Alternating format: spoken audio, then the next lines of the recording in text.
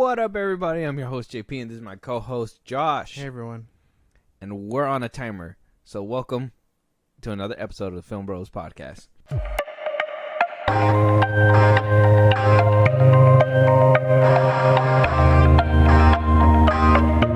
Like I said, Doomsday Clock is ticking, but that's not going to stop us from hitting these topics. But before we do, Josh, let them know where they can interact with us. Let us know what movies they want us to review, if they have any topics that they want us to talk about, and where they can support us in a big way. Twitter, TikTok, Instagram at FilmBros Podcasts. That's to hit us up for any news or movies you want us to cover. Support us in a big way. Buzzsprout, links are in those bios. You get special perks when you do. Subscribe to our YouTube, things of that nature. Sorry for speed running. He just said we're on a clock. And I'm trying to push this bitch out fast as fuck. Not that quick of a clock. I think we got enough time. I'm just making sure. Because I want to get through this. We'll be without fine. having to stitch in a second part. We'll be fine. Let's go. Hurry up. We'll be fine. We'll be 100% fine. But always make sure to catch our older episodes out right now. You can catch them on YouTube, Spotify, anywhere you get your podcasting needs. Go check it out. Be caught up with the conversation. And yeah. So, Josh, I don't know if you heard, but it's the Battle of the Nerds, man. Threads versus X. Fight night. Man versus God. God versus man. Don't do this. Mark Zuckerberg and Elon Musk have decided they want to throw dukes. Elon says that if Zuckerberg agrees, that they will stream it live on X and all proceeds will go to charity. He wound up tweeting over the weekend. Zuckerberg decided that that's not true. He went on Threads and basically said that he's been ready since today. Suggested that they could go ahead and fight August 26th. That he first challenged, but Elon Musk has yet to say anything. To the whole funds will be streamed. Zuckerberg on his Threads, which I heard a lot of people jumped off of. Deleted, yeah, immediately. Yeah. He said, shouldn't we use a more reliable platform that we can actually raise money for charity? It goes on to say that Facebook has a fundraising button, whatever, blah, blah, blah. Hashtag self-plug. And then even goes as far as to say that Elon Musk wants just his funding secured. Saying that, and Elon Musk's response to all these tweets basically saying that the fight is short. If the fight is short, he'll probably win. If it's long, he may win because of endurance, as in Zuckerberg might win because of endurance. Yeah, man. Who would have ever thought that these two icons would ever, and I call them icons because they are, rightfully so. He created Tesla. This man pioneered Facebook. No matter how dweebish they look, they are completely smart people. But if you had to put your money on somebody, who are you putting your money on? I'm just saying Zuckerberg looks ripped in this photo too, by the way. Apparently he naturally does like jujitsu. Yeah, just kind of fucking trains on a rig. He maybe training it could be Zuckerberg taking this. But I don't know. Elon Musk seems like the type to cheat. He might be on roids by the time this fight happens. There's no dirt on the floor, but he's gonna throw dirt on his face during the fight. He's like, where'd you even get the dirt from? Don't ask. Full of sand. I thought this was just an insane thing. Great promotion, by the way, like for both platforms, because I'm sure people are going to Threads now trying to get in on all the tea and all that stuff. But I don't think anybody was clamoring for this fight. But I mean, if they can get it set in stone and we can watch two nerds duke it out, I mean, would that be that'd bring the American people together, right? I think so. Two nerds beating the shit out of each other. Yeah, that would probably bring people together. They're not gonna know what 2 + 2 is when the fight is over. They're just gonna be like, you know? Yeah. We don't know what's going on. I personally think I don't know. Off his physique, I don't know. I'm sure Elon hasn't really been doing any training. Does he do any training? Has he came out saying anything about any training? No, I don't think so. I don't think I've seen it. Yeah, no, but on the regular, that's what I'm saying. On the regular, like, he just does taijutsu. He doesn't need a reason to beat someone's ass. But should the opportunity arise, I guess he'd be prepared. probably gonna send his robot in there to fight him. He's gonna be like the lizard versus the machine. yeah, man, it's gonna be insane. That would So be funny. still no fight date set, but apparently beef is being thrown, shade is being thrown as well, and it's kind of, what kind of an era are we in, guys? Who would have ever thought? I would have never thought I would have seen Elon Musk and Mark Zuckerberg going at each other. I would have never thought I would have seen Mark Zuckerberg fucking ripped. My boy looks jacked. Everybody thought he was just some scrawny nerd that looks at the camera like this. Yeah, no, you know? I'm pretty sure that's still what he is. It's that lizard physique, man. Can't beat it. It's not a lizard physique anymore. That is a... Nah, man. He's a fucking lizard. He's getting ripped. He's lizard training. lizard ripped.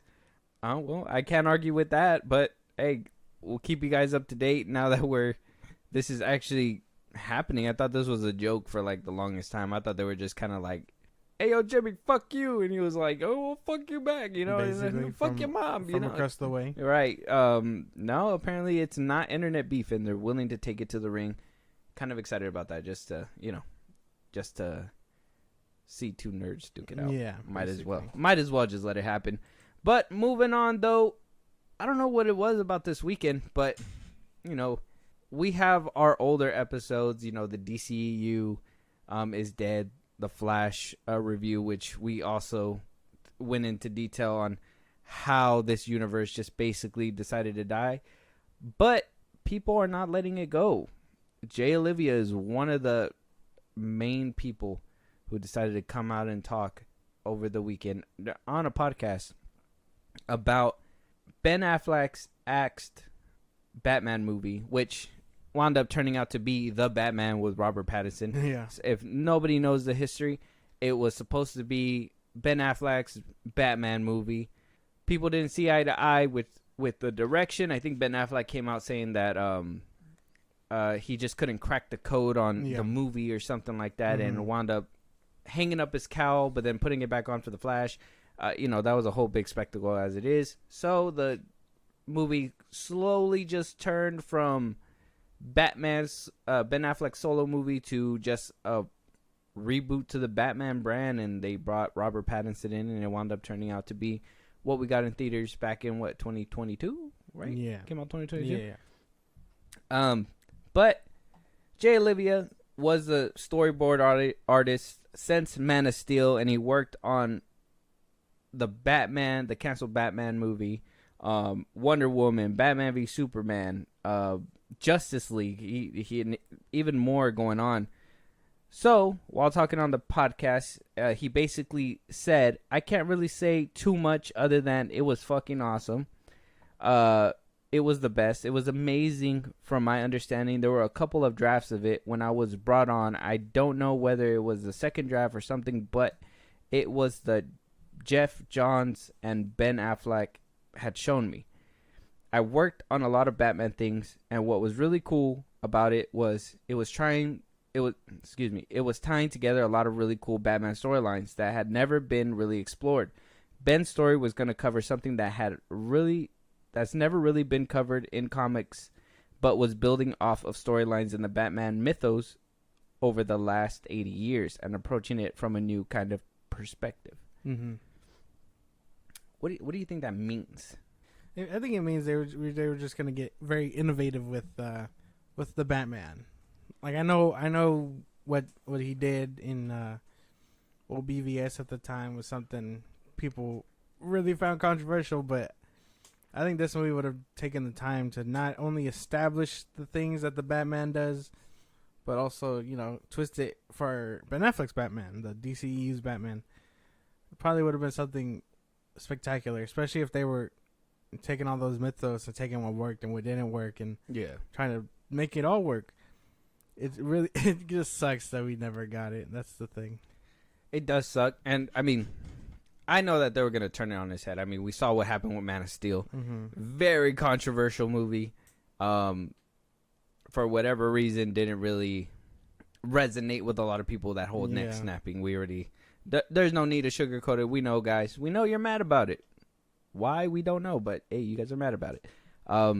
Shit was going to go sideways in this universe. We already know it was going to go bonkers. They were going to flip shit on its head and give you that full resolution arc because they wanted everybody to start at a down spot. So eventually, you know, from what I heard with Snyder's 5-movie arc, they were all supposed to be at a certain point where they were those superheroes that everybody's come to know and love.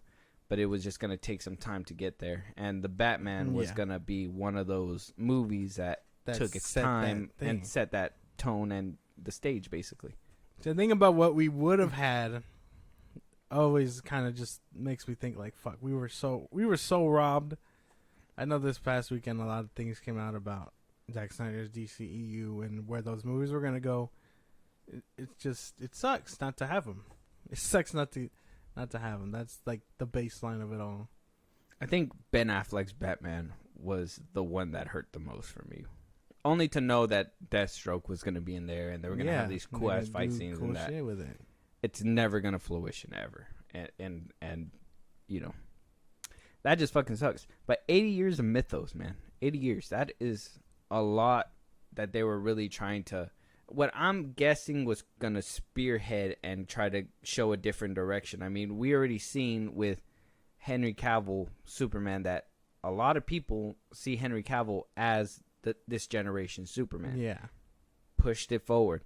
Harley Quinn, till this day, what does everybody associate with Harley Quinn? Pigtails, all this and that, you know, the punk rock skirts, all that goth chick kind of look. Mm-hmm. When she used to just be clown makeup and a red and black suit, you know? So, I mean, this DCEU was doing wonders, and it was going to really change the game. Another thing that was really going to try to change the game was Rick Fuyama's Flash movie. So, same people that Jay Olivia was talking to, Inverse, basically saying that Rick Fuyama's movie was laying the groundwork for Zoom as the big baddie of the DC universe. It was Professor Zoom pulling the strings because he had come from the future, basically fucking with Barry. In the Flash movie, Zoom would be the villain in the background, but also the ancillary other films. You would see some of the influences of Zoom on the rest of the Justice League. Mm-hmm. Continues to say Rick's movie wasn't the Flashpoint movie originally. There was supposed to be just Zack's 5 films and one side movie, which ended up being Suicide Squad. But after the success of Man of Steel, Warner Bros. Decided to go all in on its cinematic universe. Rick's movie was going to be a series of films, just like Aquaman. I think all of those films, they were planning to be trilogies. And with that one, I say we were completely fucking robbed. So, and this is crazy, because they pulled... this is the weird part. He said it out of his lips himself. Man of Steel, it was supposed to be 5 movies, right? Man of Steel, BVS, Suicide Squad, Justice League 1 and 2. Yeah. And then, or maybe 3. Depending. 3 or 4, depending. Yeah, so they saw Man of Steel. They said Man of Steel made a fuck ton of money. Yeah. But that movie wasn't profitable, remember? Mm-hmm. Made a fuck ton of money. Let's go ahead and make this a cinematic universe. Let's go ahead and pump out some more movies.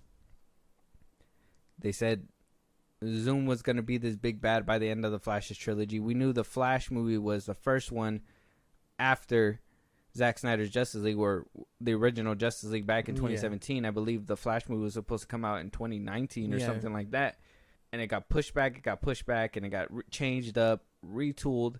It was supposed to lay the groundwork for the next villain after Darkseid, and we were just 100% robbed. That shit is so crazy how robbed we were. Doesn't make any sense how they were like, we're gonna greenlight it, but then we got bad reception from another movie, so we're ungreenlighting all of this. It's like, y'all pussyfoot in. Like, why did you say let's put our chips all in, and then 2 seconds later we're like, no, give them back. I don't want to do that. No, that shit's crazy. That shit's super insane. Yeah, no. If I come out of for real, that's like the best I got. The way DC has been mangled and fucking twisted since 2017 when that Justice League movie came out, it's just derailed everything. Everything we probably could have had if WB wasn't just like, hey, we know your kid died, but we still want the movie to happen. Can you make it happen? And Zach was like, no, I'm kind of inconsolable. And then Joss Whedon was like, I'm your guy. I'll get you there. And he just wasn't the guy. That's not what happened. Yeah, it was. That's not what happened. Mm-hmm. That's not what happened.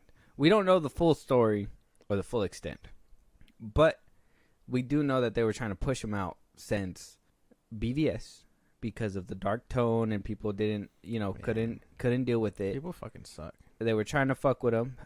Rumor has it that he had beef with Jeff Johns as well. Kind of cemented that during his little Snyder thing where he showed all the movies and wound up showing Zack Snyder's Justice League in IMAX. He even kind of confirmed it when they had asked him if they were going to be ever, if they could ever work together. And he just basically laughed and they all said, fuck no, kind of thing.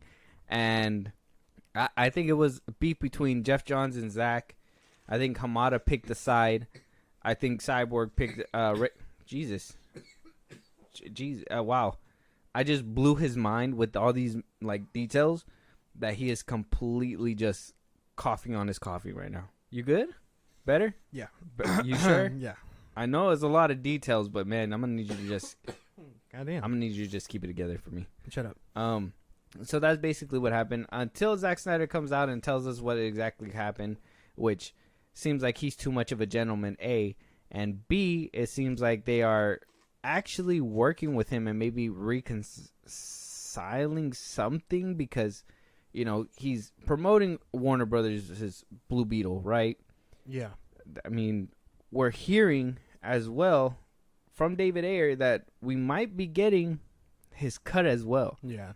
I have the full tweet to read, but things are turning and gears are turning, and people are coming out and talking a little bit more openly about all these hiccups and incidences that happened during the birth of the DCEU era, I guess you could say.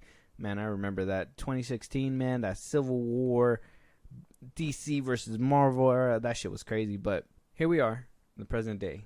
Like I said, we had a whole slew of DCU Snyder shit come out over the weekend. Are we heading towards a fucking horizon right now? Are we looking at something good, or what's going on here? I don't know, man. I do know he's promoting WB stuff. He's promoting Blue Beetle best he can. That kind of gets his own fans in a frenzy, which is weird. But yeah, I think we are coming towards something. I don't know what. I don't know when. But I do feel like we are coming up on something. Will the Snyderverse come back? Probably not. But if we can get the Ayer cut, I think I'll be satisfied. At least the Ayer cut, which I would agree. So we did get a little nugget, and it's making a lot of people have a lot more hope.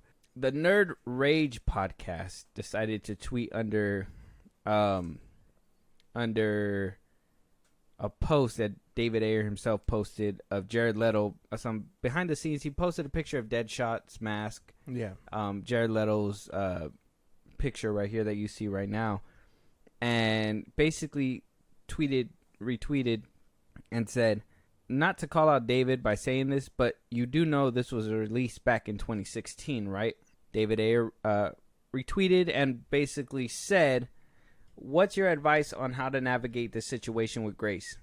There's a genuine curiosity and interest from a lot of people, and I'm aware of there is another group of people that have fun mocking the film. Your comment is a perfect example of how many are magnetically drawn discussion to the 2016 film in a negative way. Have you ever had a bad experience in your life that didn't until the way... I'm assuming it's a typo. Didn't go the way you wanted, that dragged you, that made you rethink everything. I have. All I know is my unseen film plays much better than the studio release. The interest in my cut being shown seems real and organic, and Gunn told me it would have its time to be shared. He absolutely deserves to launch his DC universe without more drama about old projects. In a way, I'm chained to this thing. I'm riding a tiger here and navigating the situation the best I can. Life is a very strange journey. Welcome to my TED Talk.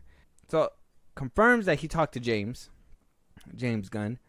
Confirmed that they are talking about releasing his cut. Yeah. It's just the timing of when.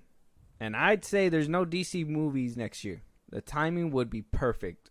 Well, besides Folly the Pew or whatever the fuck it's called, Joker 2. Oh, Joker 2.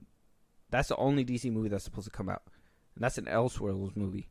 They could totally slip David Ayers' cut in HBO Max next year, towards the end of the year. See what kind of interest it drives. Yeah. Complete Snyder's vision, and then move on to the reboot, the start of the new DCU. In my opinion, that's what I think. That would be perfect. Basically, I mean, all DC has next year is Creature Commandos, right? And Joker, I guess. But yeah, sometime next year would be nice. Probably a little wishful thinking, considering the year after that his Superman Legacy movie comes out. But I don't know. I don't know when it could come out, and I hope it comes out soon though. I know David Ayer saying that he talked to Gunn at least paints a nice picture of we might be getting it sometime soon. Might be getting something, and I for one have been waiting for this. I honestly been waiting for this cut. Ever since I heard that it was meddled about. Same thing with Justice League, and we wound up getting Zack Snyder's Justice League. I just want the finished vision. We know that Suicide Squad was supposed to be directly connected to the rest of the movies. I think they even showed a concept art saying that at the end of Suicide Squad, Steppenwolf was supposed to show himself, which was supposed to lead into Justice League. That to me sounds great because I will say this all the time. The beginning DCEU movies I fucking love because it felt like it was so interconnected. One movie led off to another one, and it started where the other one left off, and so on and so forth. It actually felt like an interconnected story. And then along the way, we fucking lost that, which sucks. But yeah. I think that the Suicide Squad has a spot in that is basically a mixed up puzzle because of what happened with the Studio Squad release. And hopefully, we'll be able to get that David Ayers cut that will complete this. Yeah. Wishful thinking. Hopefully we do get something like this. If not the Ayer cut, something damn near close. I know James Gunn needs to make right with these fans. He keeps pissing off Mercury and all them. Like he has to do something. And what better way than to release the Ayer cut? All the ones that are swearing off his movies and can affect his box office, apparently. And you, when you say all of them, are you one of them? The toxic mad ones that he's fucking with on Twitter? Yeah. No. Oh. Well, he's not fucking with me. I don't. I tag him in whatever, and I don't think he sees that shit. Inadvertently fucking with you. You know, kicked out Henry Cavill. Ben Affleck's no longer Batman. Said that he was going to work in his universe, dude. And Ben Affleck was like, fuck no, I'm not, you know? Yeah, I guess in that case. It was supposedly, yeah. Well, I mean, yeah, I've kind of already said I don't know about his Superman and stuff, so I mean... What better way to spark a DC fan than to kind of give him something that he's wanted for a minute and then, you know, feed him new shit. That is true. Little nuggets of the past DCEU coming up into light out of nowhere. So really just with this and the whole Blue Beetle thing that Zack Snyder tweeted, to me, it just seems a little too convenient that all this is happening. Mm-hmm. So something has to be brewing behind closed doors. They got to be cooking. Yeah, but one person who's not cooking is Dwayne Johnson. As he takes a look back at what was a failed attempt at his DC universe. Talking to Kevin Hart on his show Heart to Heart, it's on Peacock, basically discussing what happened in that whole situation when it came down to change of leadership, how The Rock took it when Black Adam, you know, he basically came out saying that Black Adam was phase 1 of storytelling. Yeah. And then he had to walk that dog back very embarrassingly. Yeah. Like I said, I think he's already sat through the embarrassment. I don't want to keep bringing it up. I got secondhand embarrassment off that. I thought it was a little fucked up for Zaslav to have done that. Yeah. Like, hey, go ahead and say these things, and then winds up hiring James Gunn, and now he has to walk everything back. Like I said, he dealt with his own demons. It sounds like he found that peace within all that chaos. Yeah. And I just want you, I don't know, did you see this clip? Did you hear about it? I haven't seen it. No? Oh, let's play it. I'll let you watch it, and then you let me know what you think. Okay. Huge. Yeah. By the way, the thing that's crazy about it being so fucking big your fan base is engaged, everybody's engaged. You make an announcement, and your announcement is talking about, hey, we're not going to continue the world of Black Adam, right? Yeah. For me, I'm curious. I want to know why, especially when there's such a successful opening. You seem to have the appetite from your fan base for more. What's the reason or the reasons for the stopping of Black Adam? I think that Black Adam got caught in a vortex of new leadership. And at that time, as we were creating Black Adam, developing it, shooting Black Adam, we got knocked down a little bit because of COVID and the shutdowns, got back up. There was so many changes in leadership. And as you know, anytime you have a company, but especially that size and magnitude, that's a publicly traded company, and you have all those changes in leadership, you have people coming in who creatively, fiscally are going to make decisions that you may not agree with philosophically. So I think Black Adam was one of those movies that got caught in that web of new leadership. And, you know, that will always be one of the biggest mysteries, I think, not only for me and us on our end, but also throughout our business, because that's a Kevin question. But that was a question out of Wall Street. That was a question out of Hollywood. That was a question like, wait a second. You had the biggest opening of your career. Sure, no China. That could have been maybe 100, maybe 200 more million dollars.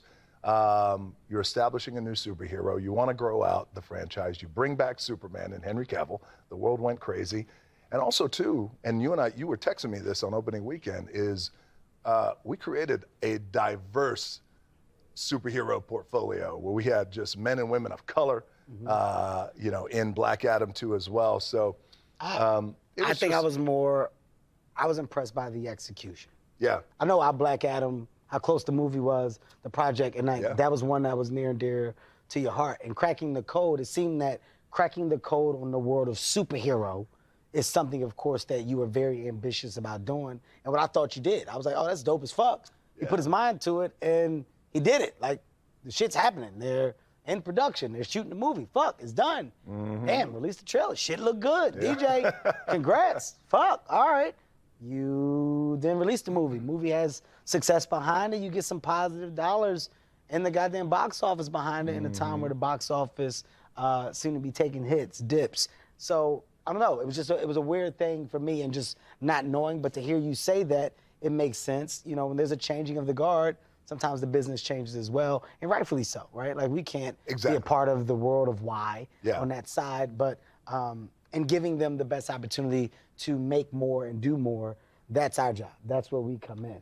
Exactly. And, you know, I think as business-minded people who are always, you and I, who are always thinking audience first, yes, we look at and respect the bottom line economically, but also when you think about opportunity and creating things that are fresh and delivering for the audience, which is our number one boss, when that wasn't looked at through that lens, it makes things a little bit more challenging, I think, for guys like you and I, where you go, you sure you want to do this? But hey, at the end of the day, you know what it is? It's like new ownership coming in, buying an NFL team and going, all right, not my head coach, not my quarterback. Doesn't matter how many times you won the Super Bowl, doesn't matter how many rings we got, I'm going with somebody else. That's a great example. Yeah. That's a great example. Not my team, not my quarterback. Yeah. Well, I want to say, first off, I'm happy that this universe didn't get kicked off, because we probably would have had Kevin Hart in the sequel. That probably would have just inevitably would have happened, and he would have been in some goofy ass role where he would have talked a lot, and it would have just been done, and it would have been played out as a gag, and moved on. So I would just say on that aspect, I'm happy it didn't happen. And he's right.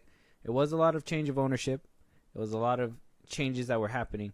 But I think this is something that he's failing to say too, is that he's kind of failing to say that he kind of tried to muscle his way in, and when he got rejected, he didn't take it well, because he's right? Like, the audiences is the number one boss. If this is what we want, if we say Henry Cavill, why isn't James Gunn putting Henry Cavill there, right? Yeah. He tried to make that happen for the fans, backfired, but it's all because of the fact that he was trying to really strong arm his way in there instead of doing it organically or in the way that it needed to have been done. Well, I mean, to be fair, he had been doing this he had been trying to make this movie happen for a minute. Same thing with like Ryan Reynolds' Deadpool. They were both struggling to get this shit together, and I mean, yeah, he was strong arming it, and that's not the way to do it. But at the same time, like if him strong arming it only gets him closer to his vision, he can't really expect him to stop. You know what I mean? Especially when he's right there, and like Kevin Hart just said, like you already got it shot. You made it a movie. Good fucking for you. Yeah, it doesn't do well, and ownership changes hands in the middle of your fucking viewing. But like you still expect that he was just trying to do what was better for the fans, and this and that. And the fact that it didn't work out is just a whole nother reason entirely. But he's right. The fucking it changing hands definitely caused things to happen the way they did. Yeah, and I will agree the whole China box office was one thing too, because he wound up making $400 million off opening weekend domestically alone. Yeah. He didn't really have that China box office that would have gave him that extra $200 million, maybe if people really resonated with the movie, which China does put in numbers when it comes to like Hollywood blockbusters and stuff like that. So regardless, I don't know. It was a messy situation. He was just another if you notice, he's just another casualty down the line of bruised, hurt, not only actors but directors, egos down this line of fucking DCEU fucking drama. He was just, if he would have avoided it all entirely, he probably would have been 100% fine. But he said, I want to be the one to take this dragon down, and I'm gonna be the one victorious. And then he got his ass kicked, and he ate a little slice of humble pie, and here he is now. Humble pie. Yeah, man. Now here he is, just we got knocked down, but we got back up and did what we had to do. I'm sure it was a different tune when it was happening, 100%. Well, yeah, I'm pretty sure it was. I mean, you kind of you had your movie happen, and then not only does it fail, gradually, but now you're being kicked out of something they probably had talking for a minute, like their own goal to set up should Black Adam succeed. You don't talk, like, I know you talk sequels, but I don't think you talk sequels unless something's there. You know what I mean? Black Adam 2, whatever, him versus Justice League, something like that, right? No, the thing about the thing about The Rock, kind of like we said with that movie that he's making, where he's getting paid $50 million a day. He just demands a lot. I told you before, and I'll say it again for those who haven't listened to it. I've said it in the past episodes, but The Rock has been wanting a franchise. He wants a franchise. Everybody in Hollywood wants to be able to have a franchise. Yeah, but you don't get a franchise unless your first one succeeds. There had to be a plan there during that whole planning the first one, that, hey, if we make it, I want to do this with the Justice League. You just heard him say that he had a diverse cast, and even in Black Adam 2. As soon as they sit down at the table, they're already talking franchises, they're talking spin-offs, they're talking everything. Because they're exactly that question. If it does good, what are we going to do? And so they make this alternate route where it's like, if it does good, you're going to have these movies. What are you arguing with me for? That's literally what I'm talking about. No, yeah, but that's what I'm telling you. But you were like, but wait. I was like, what? No, yeah, we're on the same page. Yeah, what would have happened? Because you don't talk about a sequel without there being a plan for it already. Yeah, that's what I was getting at. And then you were just like, oh, but wait, like, no, because you're trying to dismiss The Rock, saying that yeah, but they had to think that there was some kind of success behind it. No, that's a contingency plan. As soon as you walk in, you're gonna be like, if it does good, this is what I want. If it does bad, this is what's going to happen, and you're not going to get those things. But when you walk into that deal, that contingency is already in place, and that's what I'm saying. The Rock has been wanting a franchise all this time. So as soon as he walked into this Black Adam thing, he was, like I said, he was the one who wanted to tame all this drama. He's the one that wanted to do all this stuff, and because it didn't happen for him, he got humbled. Yeah. I don't know, man. I think October was a crazy time. November was a crazy time. January was also a crazy time. there's a lot of things going down in DC's history before the Flash where you're just like, fuck, what were we getting? You know what I mean? Like, at least back then you can be like, oh no, man, before the COVID, we were having consecutively DC movies twice a year, following up Marvel's 3 a year, right? And then twice a year with a butt full of fucking reshoots. That's why. That's why. So like there was well, that's what I mean. That there was just a time where you were getting DC projects. Now next year we're probably only getting one movie, a TV show, and then the year after that we're getting a movie and whatever else follows after that. I don't know how many shows are confirmed for 2025, but a movie, Superman movie. So like, while this year was their year to dominate, Black Adam was supposed to set that the bar, I guess I'm gonna say precedent or whatever the fuck that word is. Well, last year with Black Adam was supposed to be DC's year. Yeah, the bar. He set the bar. Shazam 2 didn't beat out Black Adam, did it? No, it didn't. It didn't even make half of Black Adam. Didn't even make it. The Flash still, didn't make it either. The Flash didn't even make half of Shazam. And there you go. And then Blue Beetle and Aquaman 2 coming out. But Black Adam, like you said before, Black Adam kind of set the bar for DC's year after the fact. Yeah, because flowers where flowers are due. He wound up doing what he said he was going to do, and he did change the hierarchy of power. Not in a rude way, but in a way where he basically proved people were interested enough to at least watch it. Like, it did take a dip in the second weekend. I kid you fucking not. It did take a dip on the second weekend.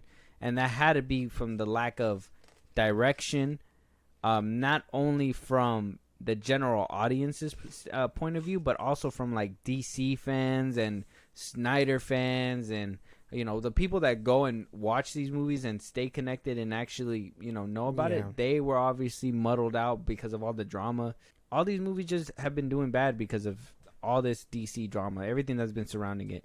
And with that being said, we are still in the middle of it because James Gunn is refusing to do a full reboot. That's one thing. I think if we do a full reboot, we'll go ahead and be on the same page. I even say cancel Matt Reeves' universe. Just leave the Batman at a one and done and just reboot the whole DC brand and franchise and start anew. But instead, they want to continue on with this nonsense where they're never going to truly be released from 2013. Because it literally seems like from Man of Steel, when that neck snapped and Harambe died, like that's when everything just completely went left field. This alternate timeline because Clark had to snap Zod's neck for to save people. But anyway, it regardless. He obviously did it because he was angry. Yeah, no, he clearly did it because he had no other option. You know what? You know what? It made that scene better. If Superman did it with a smile. Yeah, just get real crazy. Make him this universe's Joker. That would have done it. That's right. Give him a reason for Batman to fight his ass. They said they want a smiling Superman and one that gets cats out of trees and shit like that. So I mean, I would snap his neck with a smile on his face and then save a cat. Well, not even then, right? Because save a cat out of a burning tree in the middle of Metropolis. Exactly. The tree's on fire? No. Here's your cat, lady. Stupid motherfuckers. I was on Twitter the other day and I came across, I think you've seen it. I think you might have liked it, but I came across this tweet that was like, well, what do you guys mean what do the Snyder fans mean, quote unquote, when they say, oh, real DC fans, quote unquote, right?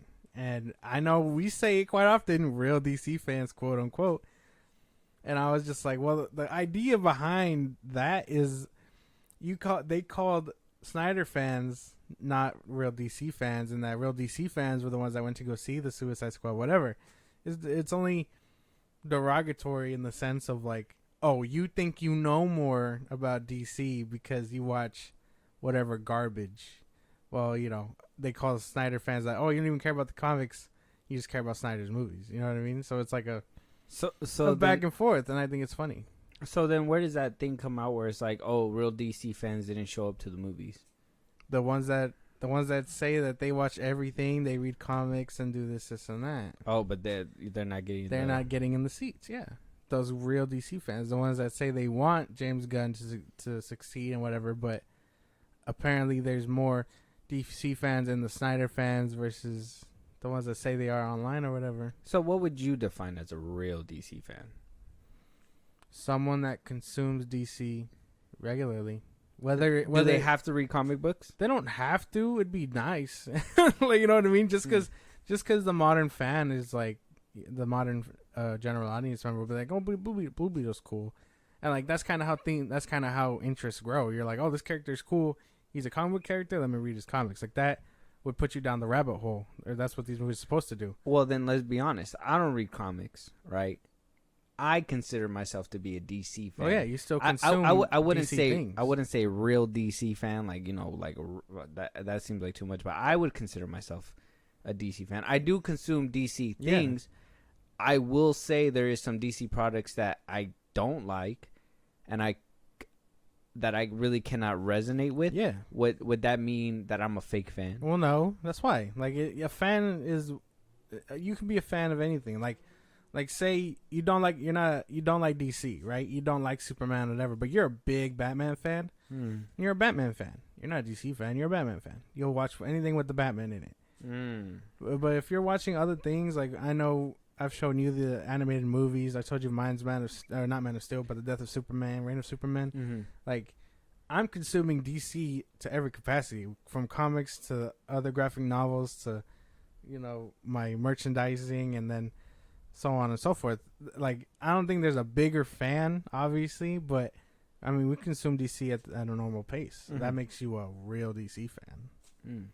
And before anybody tries to get at me in the comics or like the comments or anything, I'd say my favorite like DC project, like out of live action animation, it doesn't even matter. It would have to be that animated film where they go into the alternate timeline with Ultraman and stuff like that. Oh, that's the best Crisis on Two Earths. Yeah, that's the best like piece of DC content I consumed. Sounds good. Ever in my life. I think I've watched it since you showed it to me, or when I had asked you about it. You remember? And then you were like, "Oh yeah, it's about this, whatever." Mm-hmm.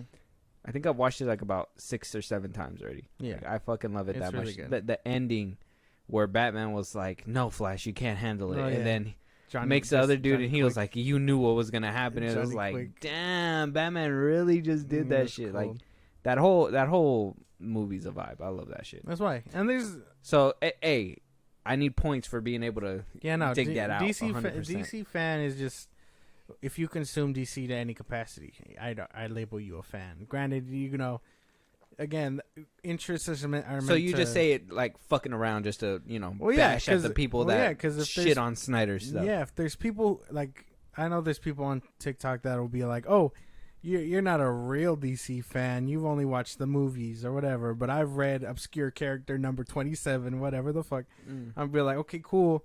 Because at the same time, I know what I like to read. You know, I'm not going to read obscure character number 27 when I like the Batman, Superman, like characters I already know that are constantly getting runs.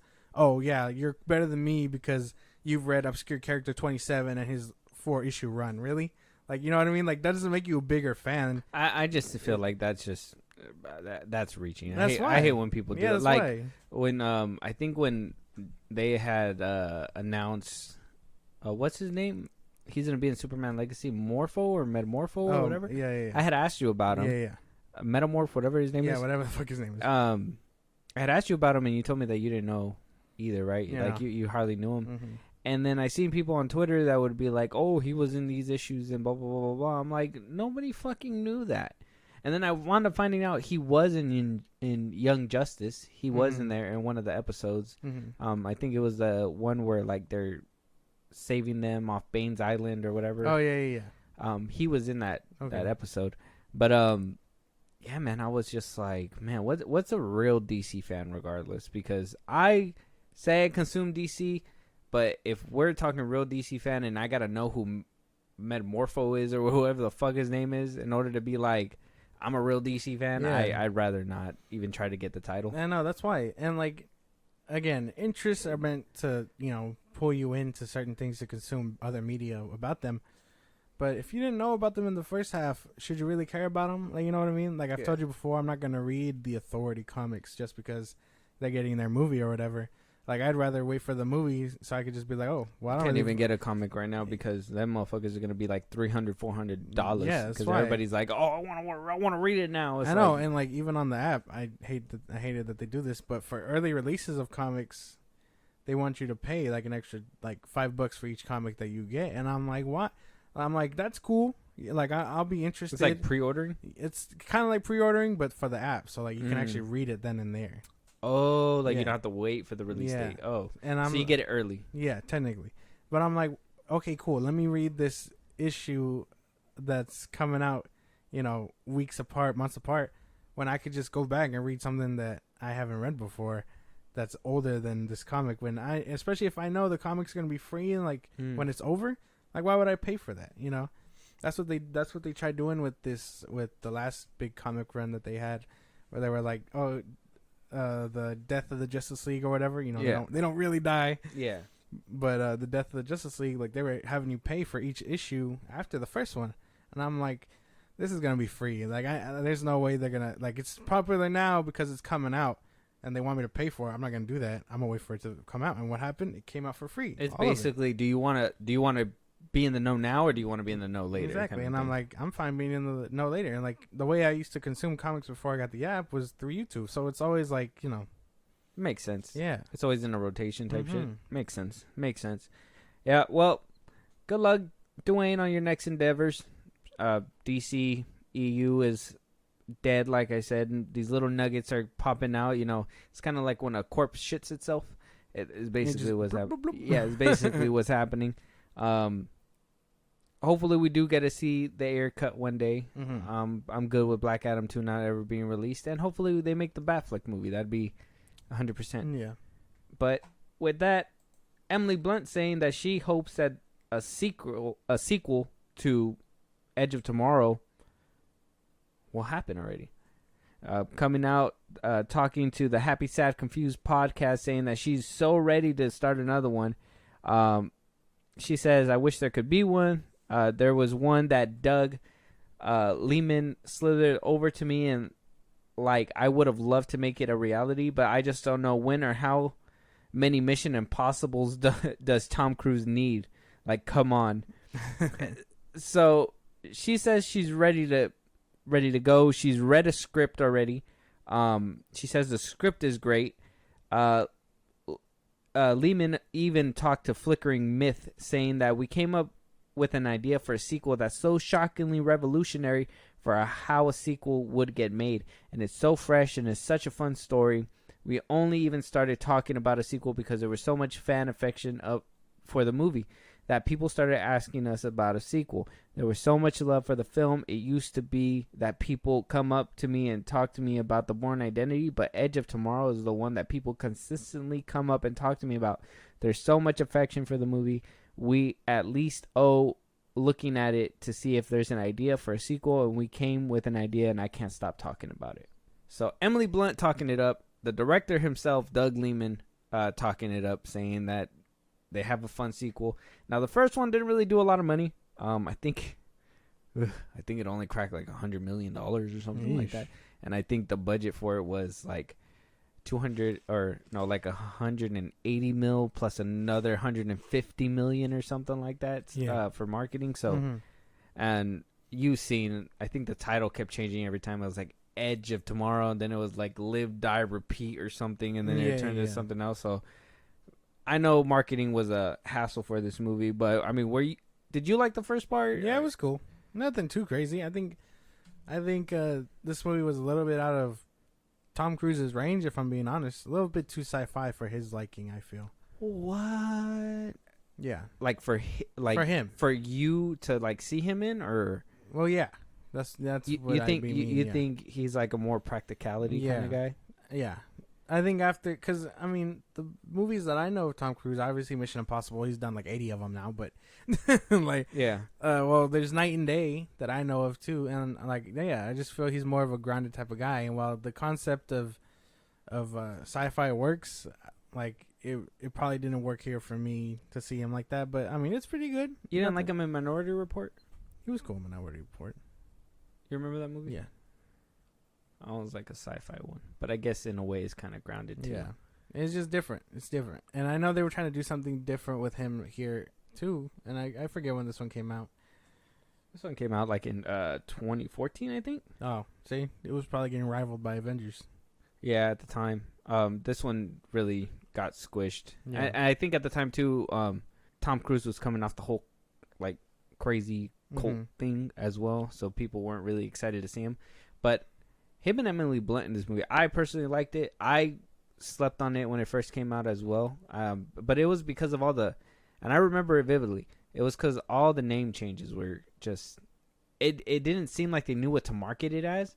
So I didn't think that they knew what the film was. And then when I finally got around to it, I think I watched it like on TNT one night, and I was like, this is actually pretty decent. So I want to buy a copy, and I wanted watching it from beginning to end. And I was like, this movie's actually really good.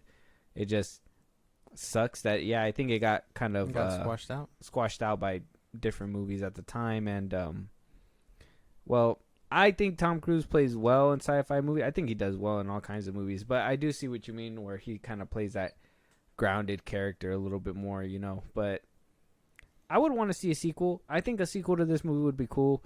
I don't know what they would call it. Edge of Tomorrow? Tomorrow. That'd be the laziest fucking live, die, repeat again. Like, like, rinse and repeat. Like, no.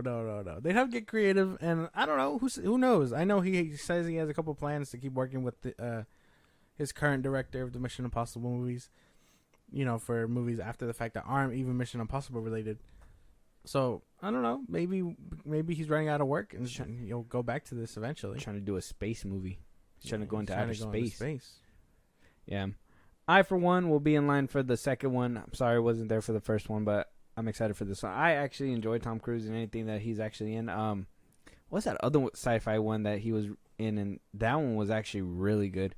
The thing about Tom Cruise is that he loves movies, and he excels at his craft. Yeah. Even like the Jack Reacher movies, I know people were dragging him because those weren't like book accurate. Yeah. But he twisted it on his head and made him fun. Yeah, they made him fun. Even those were kind of cool. Did it really good. But what was that one movie? I'm trying to think. What was the one with that white sphere? You remember? White sphere? Yeah, Oblivion. Oblivion. It's called Oblivion. Oh yeah. Is that what it's called? Yeah. Yeah. Oblivion. Tom Cruise was in it, and it was like a white sphere on this one planet. That movie was pretty good too. Haven't seen it in a long time. Yeah. I think it was a Minority Report also. I told you that. Minority Report. Oh yeah, that's right. My bad. I got bad memory. But yeah, he's been in a lot of stuff, and you can't really blame him for a lot. I wish he'd do something funny again, like he was in Tropic Thunder. like I'd want to see him do something funny like that again. I think he's out of his comedy days, and his kind of comedy is more subtle now, more cool guy comedy. I don't think he wants to be like looked in Maverick. at. Yeah, I don't think he'd ever put on the fat suit again. To be honest, that shit would be funny though. Yeah, but can't wait for a sequel. But another sequel that's apparently in the works is Scary Stories to Tell in the Dark 2 by Andre Orverdell. He's saying that it's still in development. So if you guys haven't seen the first one, that shit scary as fuck. Speaking to IGN, and Andre Orverdell basically confirmed that Scary Stories to Tell in the Dark 2 is going to happen. He said to IGN, "We have a story and we have a script. We've been working on the script as late as last year and even slightly into this year. The process obviously stopped with the strike, but it's alive for sure. COVID, and then his new movie that is just dropped, I think like 2 weeks ago, The Last Voyage of Demeter." Oh, the vampire one. Yeah. Dracula one. It ate up 2 years of my life, certainly put a dent in my progress. So it's going to happen. It's in the works. It's just he had to deal with a different movie. Script's ready to go. Are you wanting to see a sequel of Scary Stories to Tell in the Dark? Before I answer that, what's weird about that Dracula movie though? I saw like zero marketing, and it comes out in like 2 weeks. There you go. I barely started seeing trailers on Twitter. Yeah, like I see people promoting this movie, and I'm like, this movie kind of just flew under the radar, and it comes out in 2 weeks, and now I'm barely hearing about it. I didn't know this movie existed at all. Yeah, me either. I started seeing it too, and I didn't even know it was a vampire movie. I seen the trailer playing like on my feed, but I never actually like clicked on it. Oh, I've seen it. It looks pretty nice. I think you'd probably like it. Yeah, it looks like it has all the it's a horror movie aspects to it. But back to this. The first one, the book scared me shitless. That I don't fuck with that picture.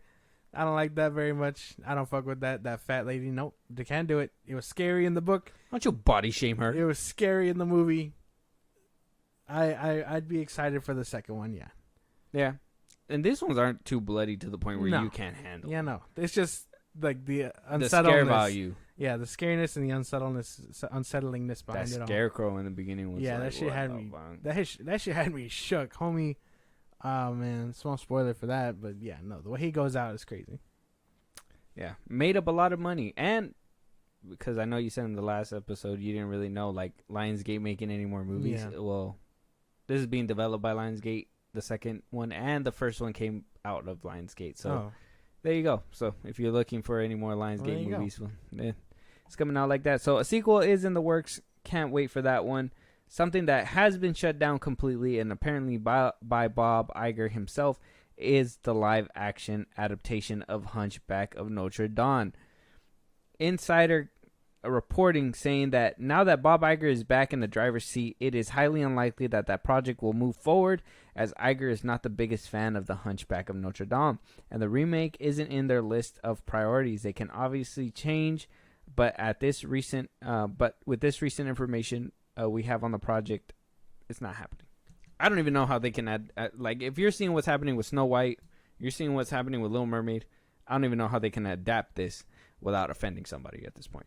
So it's probably a good idea for not even to adapt it. Yeah. That's probably where I was going. I was like, this one flew under the radar. Homie said I didn't want to touch it, but for not liking it, just crazy. There's got to be subliminal. Like, there's no way. There's got to be a deeper meaning for why he doesn't like this shit. This movie's great. I love the Hunchback of Notre Dame. It's a good movie. Now, do I think a live action version can do it justice? Yeah, but they would have to really play on that, and we all know in this day and age it's kind of hard to play on certain things. It would be kind of hard, kind of like if you were to adapt the what's that one Egyptian movie, the one that we were watching the other day, The Prince of Egypt. Yeah, it's kind of like that. Like, you wouldn't do that, you wouldn't make that live action in this type of age. You know what I'm saying? You wouldn't. They did Exodus and Gods, or Exodus, that's what it was called, with Christian Bale and the other guy. Hey, they didn't make it. I don't know what you're talking about. That doesn't exist to me. No, I still haven't seen it, but it exists. I don't know. I know it exists. Mandela effect. I know it exists. I know it exists because a lot of people were mad. Christian Bale, Batman? Nah, I don't think he'd do that. That's what I'm saying, bro. Like, a lot of people got mad because of the fact that Christian Bale basically whitewashed the character, and I was like, so that was pretty. But yeah, you wouldn't do that, and at least that means it's safe from their hands. We can't really do much with disabilities because we couldn't really do anything with the dwarfs either. That's the thing. Snow White, we can't have any dwarfs because dwarfs are insensitive. Hunchback of Notre Dame, we can't do that one because disability. So yeah, basically. 2023 is fun. Fucking love it here. It's the best. I wasn't clamoring for any more live action adaptations, so this being kind of shelved is okay. I know Josh Gad was producing this one, and he was actually really excited about it. Yeah. You know who that is? No. Josh Gad. He was the dude that he played Gaston's right hand man in Beauty and the Beast. Oh, Olaf. The dude that played Olaf? Yeah, him. Okay. Yeah. He was set to produce and I think write this movie, so he's out of the job with this one. But you've seen the original. Yeah. You know what it entails with this movie. So you know why it can't be made. Yeah. I wonder why Bob Iger doesn't like it though. If that's I'm telling you, there has to be deeper meaning behind it. That's got to be subliminal. Like, they were probably asking him, but why? We got Josh here. He's working on this bitch night and day. Why would you take it from him? And he was just like, I can't explain it. I can't tell you. Just tell him it's scrapped. pay him and tell him it's scrap. Don't even show that bitch to my desk. Just let him know. Wink, wink. He can't be here.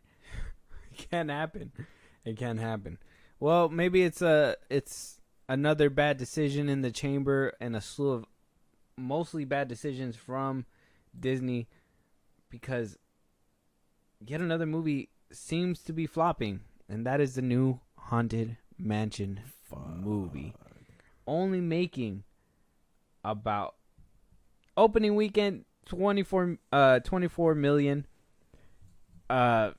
Second weekend did about the same. We're looking at 44 million or so that this movie's made, and it's had a $150 million budget. Now, we already heard that the cast couldn't make it to the premiere. They had to leave because of the whole strike that's happening. Yeah. Not a lot of promotions happening for this movie. Not like Barbie. Like, they didn't need the actors to promote it because they basically did a Barbie dream house. Yeah. People knew about the Barbie movie. Shit. Where the Haunted Mansion, there wasn't really a lot to promote without the actors, you know? I personally think it's a shame. I'm hearing good things from this movie, and seeing Danny DeVito back is fucking killer. I want to watch this movie so bad. We haven't gotten around to it, unfortunately, especially because nobody's be on Disney+. especially because of this reason as well. Nobody's really clamoring about it as well. Yeah. I don't know, man. Do you think this is just another L in Disney's rapport, or we can it turn around? I mean, people are hoping that it'll turn around in the next upcoming weeks. If it could turn around, good luck. But I think with Blue Beetle and Mutant Mayhem kind of coming through, and then I think there's another big movie coming out in August this month, right? I can't remember. By this month? No, I think it's all the big movies are done. Just be Mutant Mayhem and Blue Beetle, right? Yeah, Blue Beetle when that one releases, but who even knows if anybody's gonna watch that one? The Blue Beetle Battalion. The Blue Beetle Battalion's gonna show up. Yeah, stupid. So stupid. I wonder if they're the same people that make up whoever watched the Haunted Mansion over this weekend. I don't know. I don't think it'll turn around, but hey, I mean, if it means it'll end up on Disney Plus sooner, that means the sooner we can watch it. There you go. And then you guys get a review from us. Wow. Exactly. Wow. Yeah, Haunted Mansion not doing too good. Another flop seems to be in the works. I'm hoping it does a little bit better. It's just, yeah, Barbie, Oppenheimer, it came out swinging. By literally knocking everybody out of the competition. Basically, not even Mutant Mayhem could overtake Barbie and its power. So, seems to me that Haunted Mansion has a climb up to go. Apparently, they're hoping for the best. So, hopefully, I mean, if we can get around to it, we'll probably go watch it in theaters as well. Barbie, Oppenheimer, those movies are gonna make it. We already know. I think Oppenheimer made already $500 million. Yeah. So. Barbie's at $1 billion, so it is what it is. We'll have to wait with that one. Rare WBW right there. Right. But maybe an L, maybe a W for Adam Devine here, saying that Marvel movies ruined comedies. What do you think about that? Marvel movies ruining comedies. Who's Adam Devine? He's the dude in that god-awful movie, The Outlaws. Oh, really?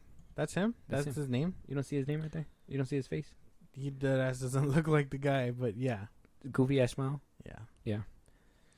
What does he know about making a good comedy? What does he know about making a good comedy, Adam Devine? I've only seen you in Pitch Perfect. That's how I know your comedy is so ass. That was the only things I've watched him in. I've tried watching your specials. Tried watching Outlaws. Game Over Man was good. This guy. It was good. You know what you call it? You seen Workaholics? I've seen Workaholics. He's good in Workaholics. Yeah, but he had those other two baboons with him, so it doesn't even matter. Baboons. Adam Sandler has been doing his job for years. If anything, you know what I mean? Like, there's no way. Well, Adam Sandler did write The Outlaws. Oh, shh. Adam, that's a bad one on your report. I was about to come in to defend you, but you suck for that. Totally forgot the Happy Gilmore fucking logo. Right. So, Adam Devine basically went to Theo Vaughn's podcast talking about. You know who that is already? I do know who that is. So he says, you watch comedies nowadays and you're like, this is not fucking comedy.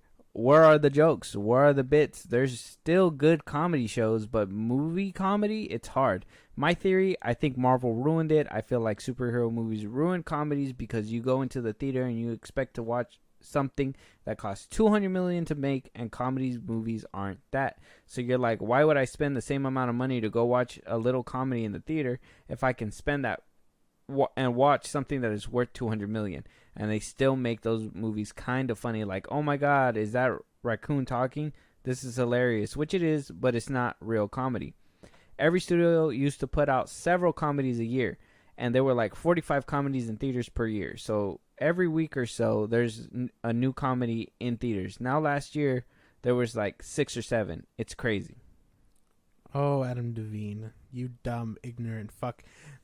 You know why comedies aren't funny anymore? It's not because of the Marvels. It's not because of the MCU. It's because you guys started tiptoeing around comedy.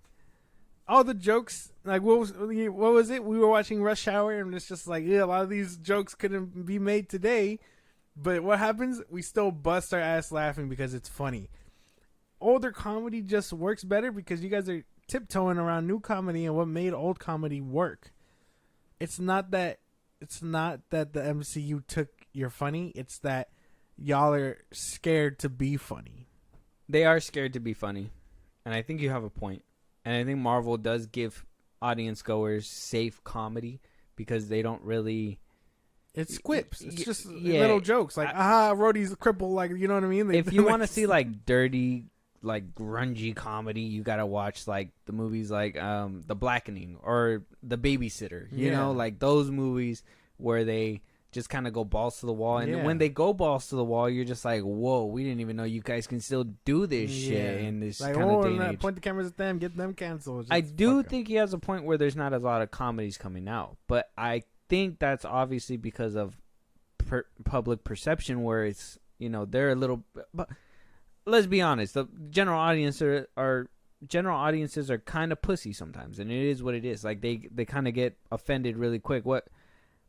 Though I understand some things are justified, there's times where it's like, it's a movie. You know, it's a movie. It's art. Somebody put it into their movie for a reason. I mean, there's some things that are distasteful, like Josh Whedon's whole thing where the Flash lands on Wonder Woman. Like, those are distasteful. Mm-hmm. But you have other ones that are genuinely funny. You just... Sometimes you don't know if you can laugh because you're just like, damn, that's really fucked up. And then sometimes when you got to think about it, it's not funny anymore. Yeah. And like, I don't know. It's different if you're trying to be raunchy, you know what I mean? Versus like funny. Cause you could totally be like, oh, that's a little weird. Why are they trying to make this a joke? You know what I mean? And that's kind of what raunchy is. That's that feeling of like, that was funny, but that was also really fucked up what they did. You know what I mean? So like, you wouldn't get that. You used to get that with, like, I don't know, Pineapple Express or This Is the End with Seth Rogen and James Franco kind of doing that dynamic. Yeah.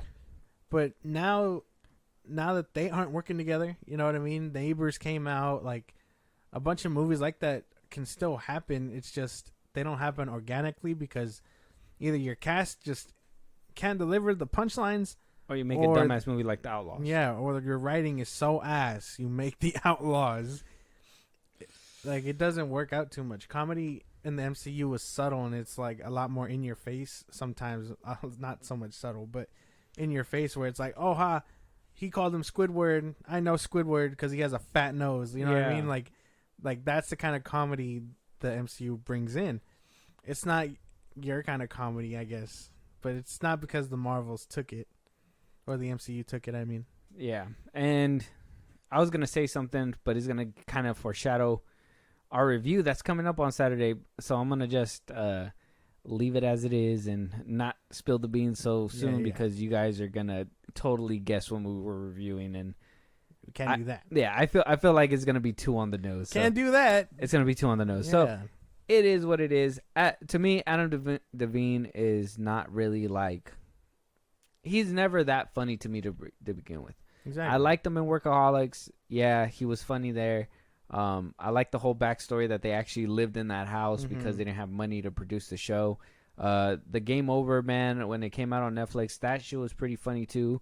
But then, you know, you did movies like Pitch Perfect, which was okay, and then it was a slippery slope. You're not really funny. Like, Adam Devine's not funny like Dave Chappelle's funny. Like, Dave Chappelle will tell you a fucking joke. He's funny in a way where, like, it's stupid. Where he does stupid shit so it makes you laugh because it's so dumb. But then once you see how stupid it is and how, you know, he does it every single time. You're like, this is stupid. Yeah, this is kind of stupid. Yeah. And that's how I kind of felt when I was watching The Outlaws. In the beginning, it was kind of like, oh, you know, they got some good actors, but then it got a little too stupid. And I was like, all right, this is kind of stupid. Yeah, no, I think that's why, like, we're out of the era where Billy Madison would be funny. You know what I mean? Happy Gilmore, I think. Like, they work as classics, but if you were to have them now, I don't think they'd stick. I think they can if it's a one-show pony type thing. I mean, if it not a one-show pony, if it's like a one and done. Like, if they would have made Happy Gilmore and then Adam Sandler would have rode that train every single movie, like, I'm going to play this dumbass guy every single movie, then we would have been like, well, Adam Sandler is a one-show pony. Kind of like Melissa McCarthy. Yeah. She came out as Ursula and she kind of changed perspective, so maybe hopefully she could ride on that success and do different roles that she doesn't have to basically be the fat punchline to movies. But she was a one-show pony. You go from one movie to another, you're seeing the same person. That's what Adam Devine does. He is the same person in every single movie, just in a different situation, still doing. Pete Davidson, same thing. Lonely stoner in a different movie. Lonely stoner in a different movie. And in every single movie, he likes to make the dumbass joke. And I get it. I get it. It's your dad, and you feel like you can make the joke because it helps with your trauma. But saying that your dad is a firefighter who burned every single time as a fucking gag, to me, that is just a smidgen disrespectful. But that's just me. Yeah. But, yeah. It's not so much that the Marvels took the comedy. It's just your comedy sucks. His comedy sucks. Comedy plays it safe. That's why I watch, like, Andrew Scholes and stuff like that, because he doesn't give a fuck. Dave Chappelle, he doesn't give a fuck. And I still watch Dave Chappelle. And they'll say some off-the-wall shit that you're just like, what the fuck? But you already expect that from them, so it's fine. So you can still find pockets of comedy where it's... Even Theo Von's comedy, too. Like, I like his comedy, too. He actually can make jokes and punchlines. I know he was saying that somebody was stealing his jokes, and there's, like, this whole beef around it right now, but that's for something different. But Adam Devine himself, if we're speaking specifically him, he doesn't know how to say jokes. He can only be a punchline to a stupid-ass bit. Basically. But yeah, no. I don't agree with this at all. The Marvels, the MCU, I keep saying the Marvels. The MCU did not take your comedy. It's just, you either didn't have it in the first half or whatever. You smothered your comedy with a pillow. I'll just say that right now. Yeah. And that pillow is stupidity. And you were just like... Yeah, no. Sorry, Adam Devine. You're way off the money with it. MCU didn't kill comedy. I do think the general audience, though, does go to a Marvel movie to get their comedy because it's safe comedy. Well, yeah. That's why. You don't want to... You're not going to see them go and watch Dave Chappelle because they'll be offended. They're not going to go and watch, like, The Blackening or was the other one, the House Party one that just came out not too long ago. You're not going to see them watch that because that comedy is... too much. It would be too much for them. That, and like, I don't know, I guess one that was kind of getting controversy, the one with Jennifer Lawrence that just came out. What was it called? We watched the trailer for it. It just came out. Oh, No Hard Feelings. Yeah, No Hard Feelings. Like, that one was problematic, quote unquote problematic. Like, people want something she was safe. Like an old lady trying to get a young kid or something. Yeah, people want it safe, and that's fine. But I actually did hear that one was kind of funny. So I don't know. I don't know. I heard she has a nude scene where she fights. I heard like her titties were out. And everything. I don't know. I've never seen this movie. If that doesn't make you want to go see that movie, I don't know what will. But with that being said, Adam Devine, you're wrong. Fuck out of here. But that's gonna be our last topic for this episode. If there's anything that you guys wanted us to talk about that we didn't talk about, any topics, any movies that you guys want us to review, you guys want to support us in a big way, you guys want to interact with us or, tell us that we're wrong, Josh, let them know where they can let us know. Twitter, TikTok, Instagram at FilmBros Podcast. We post new episodes are up. You can hit us up there for any news or movies you want us to cover. Listen to us on the go anywhere you get your podcasts, Apple Podcasts, Spotify, things of that nature. We're on a lot of platforms. Go check us out wherever you get your podcasts. Support us in a big way. Buzzsprout, links are in those bios I just gave you, the socials I just gave you. Subscribe, get special perks only meant for subscribers. Support us in a big way, and you'll get a shout out on this episode, on any of these episodes. So go ahead and do that. And when it's all said and done, subscribe to our YouTube at FilmBros Podcast. Oh, yeah, we're here at the end, and we beat the clock. We will talk to you guys on the next one. Talk to you guys later.